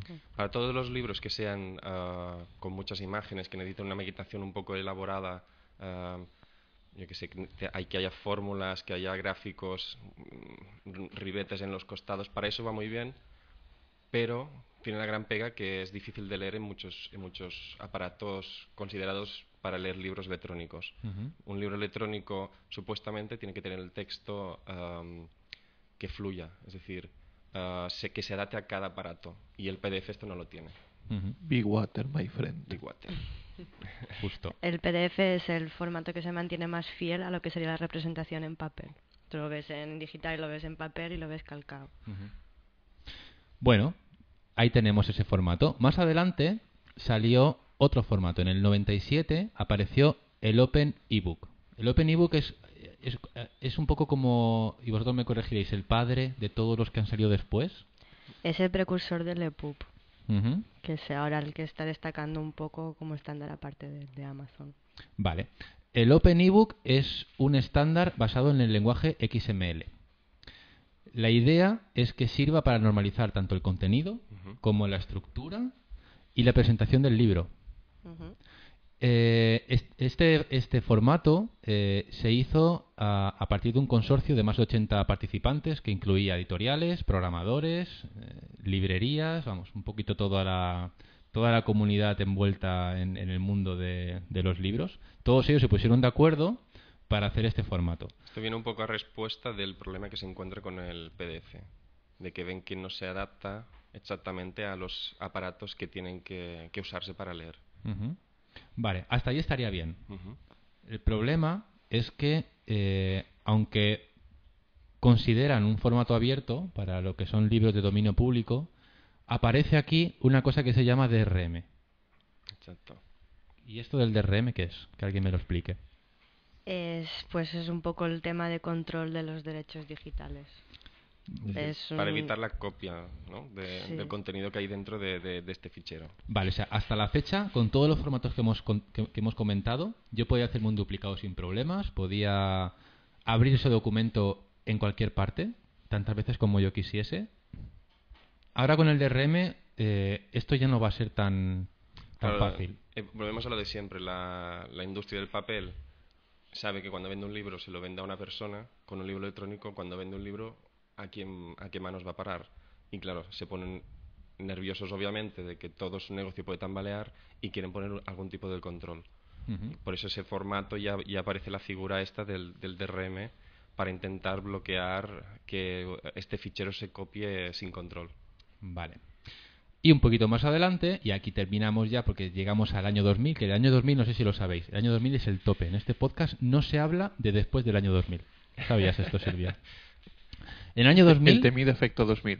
Exacto. Nosotros tenemos efecto 2000. Al 2000 Entonces, no podemos pasar porque no sabemos qué pasaría con nosotros. Después del 2000 vino el 1901. Bueno, en el año 2000... No tientes a Juansa que vuelve para atrás, ¿eh? Sí, que tengo ya aquí una cosa que me he dejado de... Y con esto ya terminamos. El formato Mobi, de la empresa Mobi Pocket, una empresa francesa, este formato se basó en el Open eBook que hablábamos ahora, pero tenía la diferencia de que le habían añadido algunas etiquetas HTML. Yo no sé exactamente cuáles, ni con qué finalidad. Habían incluso modificado el DRM y ahora utilizaba su propio DRM. De hecho, este formato Mobi obligaba a los dispositivos a utilizar el DRM de Mobi en lugar del posible DRM que ese dispositivo tuviese.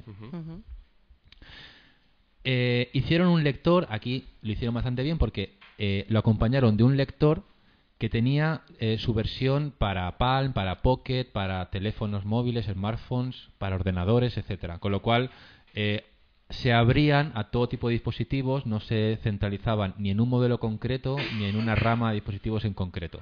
Y eso pues hizo que tuviese bastante éxito el formato. Tanto es así que Amazon lo terminó comprando en el año 2005, le hizo una modificación más en el DRM, parece que no se ponen de acuerdo nadie con cómo tiene que ser el DRM por dentro, le hizo un cambio más en el DRM y lo renombró. Dejó de ser Mobi para ser AZW. Se nos ha caído un tuit al suelo. Vamos a ver el tuit que nos dicen. A ver. Cada vez son más largos, pero ¿tantas letras le caben a Jordi en un solo tuit? Juansa, no te olvides de los códigos de control del ASCII. Los códigos no imprimibles. ASCII, acrónimo de American Standard Code for Information Interchange. Exacto. De los 128 caracteres que hablamos, lo hemos dicho creo, 95 están destinados a letras, números y guiones. Vamos, lo que son códigos que se pueden imprimir, que se pueden ver. El resto son caracteres de control. Por ejemplo, un tabulador, por ejemplo, un salto de línea, un retorno de carro. Todos estos controles, todas estas funciones están reservadas en el resto de caracteres disponibles. Y creo que me he ganado un caramelo de alguien. Bueno, visto esto, llegados a la barrera del año 2000, nos paramos aquí. A partir del año 2000 ya sabemos un poquito todos lo que ha pasado, ¿no? Nada hasta que salió Subbook, básicamente. Muy bien, pues mira, vamos a aprovechar. El libro electrónico lo inventé yo. A ver. Supongo que otra gente dirá otra cosa, pero... Sí, no, yo estoy completamente de acuerdo, ¿eh? De hecho, ese trozo no lo voy a cortar a la hora de... Vamos a hacer una cosa, algo novedoso, es que nosotros somos así. Vamos a invitar a Ina Vidal y a Patricia a votar, para que vengan aquí a votar.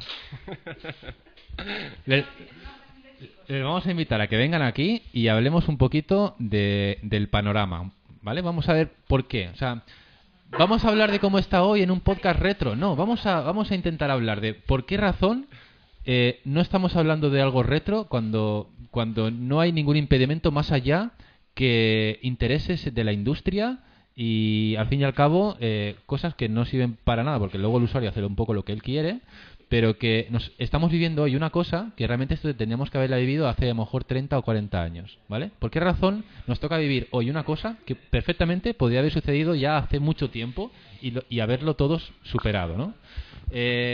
La primera pregunta era ¿qué es Subbook? Si queréis, hemos puesto ya un par de vídeos vuestros, pero si queréis, y creo que lo hemos dicho también lo que es Subbook, ¿no? Sí, yo creo que está respondido. Pues venga, una pregunta relacionada con Subbook. ¿Qué creéis que es Subbook? ¿Es una oportunidad para el usuario o realmente esconde una amenaza para las editoriales?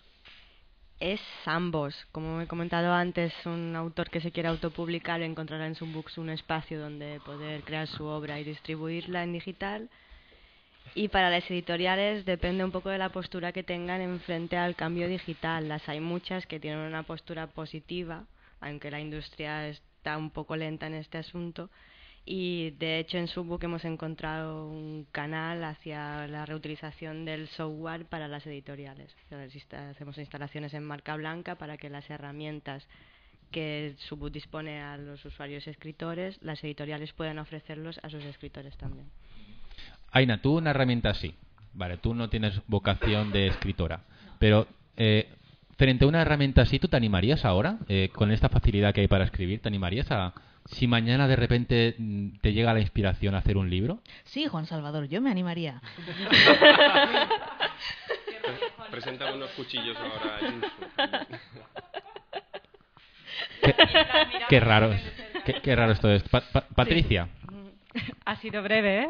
Patricia, tú, gracias a una herramienta como esta, Ajá. ¿crees que realmente esto puede hacer que no solamente la gente que son escritores, sino que alguien como nosotros, que bueno, pues a lo mejor un día nos da por escribir un libro, ¿crees que realmente es una herramienta útil para poder cumplir esa... No todo el mundo dice, tienes que escribir un libro, vale.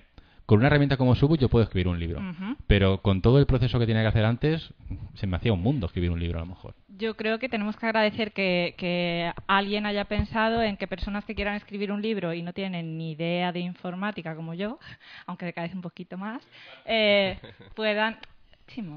puedan utilizar esta herramienta de una forma sencilla y solo se tenga que preocupar de lo que es la calidad de su libro y de su escritura, no de cómo hacer un formato, de cómo tiene que elaborar para que luego quede todo cuadrado. Eso ya se lo dan hecho en la plataforma, entonces creo que es de agradecer. Muy bien, muy bien. Luego me dan el sobre.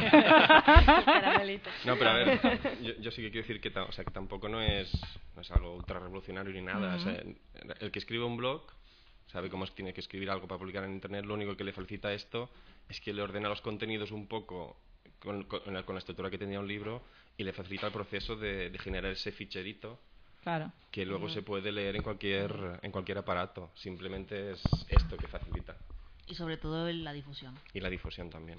Partes de una comunidad, que hay mucha gente que ahí se ayuda y tal, y seguramente te leerán ya cuando antes tenías que moverte por ti mismo. Pero es que yo pienso que además mucha gente, a lo mejor para nosotros es una herramienta que decís que no es tan complicado, que no importa decir que sea tan complicado, pero es que para la gente que desconoce los formatos y que desconoce todo el mundo de Internet, es que no hay tampoco tanto para elegir o tanto conocido para elegir. A lo mejor sí que mucha gente se ha molestado en hacer algo parecido, pero no lo están dando a conocer.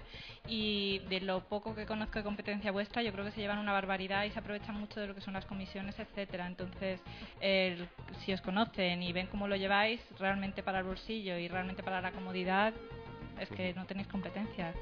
Visto así, ¿no? En Subbook intentamos enfocar los esfuerzos también en la parte de la herramienta y que no tanto en la parte de la comercialización, que es donde se esfuerzan otras proveedores. A un editorial que se quiere poner en el mundo digital, lo que ofreces en su web: envíame tu Word, que yo lo pasaré y te cobro 300, 400, 500 euros para transformártelo al ficherito y metértelo en las tiendas. La idea es que aquí el hecho de pasar tu texto a ese ficherito en Subbook no cuesta nada. Lo puedes hacer tú y lo puedes vender en Subbook y donde te dé la gana. Ya se encargará luego el usuario de, si está satisfecho, pasar la voz, ¿no? También. Exacto. Micro for me. Bueno, esta música, nosotros no la sabéis, pero esta música lo que está haciendo es echarnos. Es la música del final, la música que pone al final. En conclusión, la industria de lo que se preocupa es de sacar dinero de lo que son los libros, más que en difundir las obras. Entonces, al final, quien gana en estas historias, porque aquí lo vemos todos los meses con los temas que nos traemos de años A, al final se demuestra que quien gana en todo esto es aquella iniciativa que piensa en el usuario, que piensa en las personas. Las que piensan solamente en un tema económico terminan por fracasar. Qué bonito, ¿no? Subbook piensa en el usuario. Subbook es que tiene que triunfar. Esto tiene que saliros bien porque son iniciativas que piensan en los usuarios. Y luego al final el usuario lo agradece. Nosotros lo vemos aquí todos los días, todos los meses cuando nos sentamos en esta mesa hablamos de lo mismo. Tenemos una bola de cristal y al final sabemos que estas iniciativas como las vuestras son las que realmente terminan triunfando. A lo mejor no Subbook, pero será una iniciativa parecida a lo que hacéis vosotros. Así que solamente perseverancia para seguir ahí detrás. Pensad en el proyecto Gutenberg cuando os sintáis ahí sin fuerzas y lo que, bueno, al final si sigues, lo consigues. La gente ya debe estar un poco hasta los de vernos. ¿Perdona? ¡Viva el spam! No sé, me han dicho que lo diga, yo no sé muy bien por qué. Ahora le preguntaré a Enric por qué nos hace decir esto a voces. Bueno, muchas gracias a todos, a todas por venir. Gracias a toda la gente que nos ha escrito por Twitter. Mira, ahí llega un tuit más. Igual es de alguien que no es ni Jordi ni... A ver si nos da tiempo a leerlo antes de los 5 segundos que quedan para cortar este episodio. No es tonta mujer y ninguna en el pasado. Tanta mujer y ninguna en el pasado. Casualidad. @furufu @2. Bueno, no sé, es un jeroglífico para el próximo episodio. Tanta mujer y ninguna del pasado. Podéis enviar vuestros resultados. Han venido con la de la Ninguna Yo no. en el pasado. Tantas mujeres y ninguna en el pasado. Para mí sigue siendo un jeroglífico. Supongo que se refiere de que de 0 a 3. Esto que me dices lo entiendo, pero la frase tantas mujeres y ninguna en el pasado sigo sin entenderlo. Vale, bueno, es que en el pasado podcast era un poco difícil que se acercase. Bueno, vino Tona. Y Aina, que fue la que trajo a Tona. Sí. Bueno, nos vamos. Venga.